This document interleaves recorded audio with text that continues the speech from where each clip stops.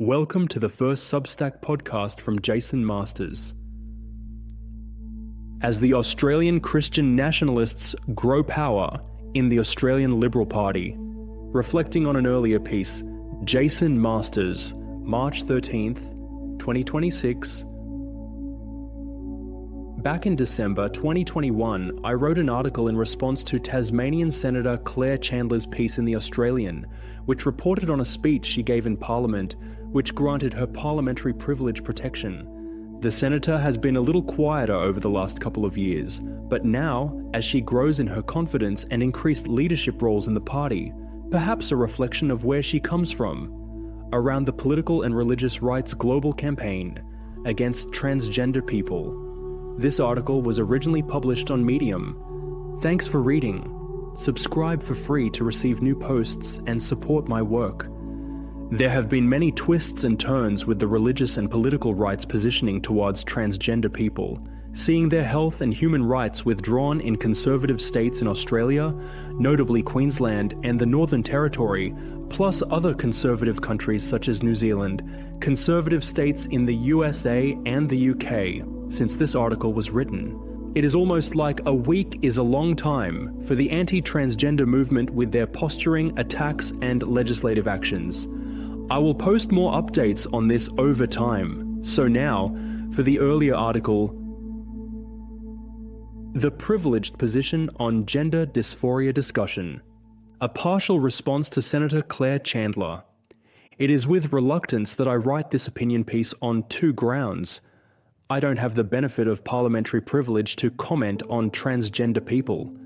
Secondly, as a cisgender transgender ally, I might contribute to the continued exclusion of transgender voices in this discussion. Senator Chandler's article in The Australian on the 10th of December, which was an extract from her speech in the Senate on the 9th of December, does require a response. The senator connected two issues. Firstly, a decision in a court in the UK and its apparent relevance to Australia around transgender youth having access to treatment, and the proposed Victorian legislation to stop conversion practices of LGBTIQ people in that state. In the space I have available, I have chosen to respond solely to the first issue because there are nuances that take time to consider, and we live in a world where matters are generally not black and white. During the Cardinal Pell court cases, many of the conservative commentators demanded that people hold back on their comments until the matter was fully ventilated through the court system, with his conviction ultimately overturned in the Australian High Court. Whilst I have significant concerns over the behaviour of the Catholic Church regarding child sexual abuse, I very much tempered my comments until legal challenges were exhausted, and I respect the final decision. It is a pity that Senator Chandler hasn't followed the same approach, given that there is already an indication and a significant amount of funds raised to launch an appeal of the ruling. It is important to understand that the UK court has not banned the treatment of transgender youth. They simply have inserted themselves in the process, and the implementation of the decisions is stayed until at least the 22nd of December 2020.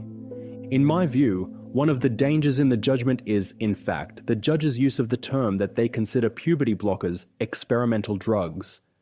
This is lazy language and is generally used by many for positioning purposes.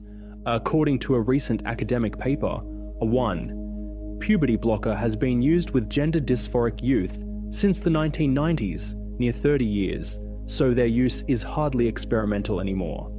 Drugs can be, and are often, used off-label for a variety of reasons, and their administration remains ethical. In the field of pediatrics, off-label use of drugs is not uncommon due to the cost of having the medication labeled, when the clinical studies have been primarily involving adults.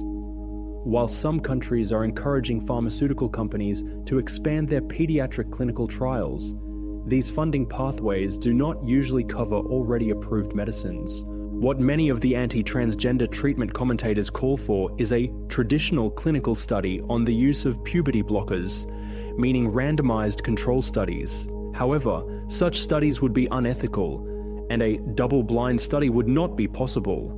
A gender dysphoric youth seeking treatment and seeking pubescent delay in such a study, half would receive placebos, and their transition into puberty would continue, be visible to themselves and the clinical researchers. Ethically, there is a significant question as to the appropriateness of a trial that permits a transgender participant to go through puberty and subsequently have to have additional avoidable surgical intervention, increasing numerous risk factors for those participants. The Senator omitted to discuss the Australian case law, which is very relevant.